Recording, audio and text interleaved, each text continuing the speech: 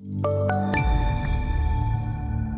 the energy quadrant, taking a look at the September crude oil contract, which had an up session today. It's actually the first up session in the last 5 for crude oil, all the way down at 65.01 on the lows. It's not that long ago that we were up at about 76.98. So that 65.01 was down 2.01%.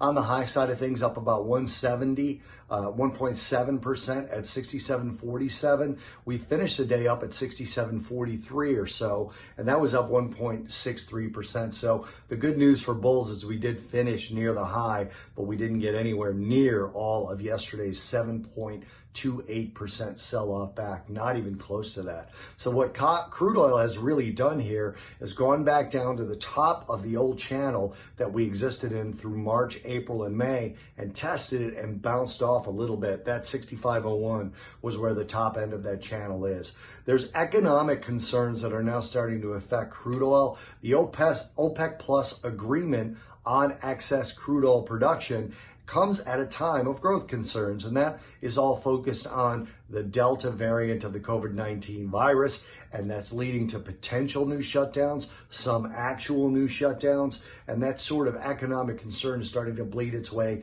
into a lot of commodities. And even though we had an update today in crude oil, as I mentioned, the overall prognosis for the last few days has been weak, has been to the downside.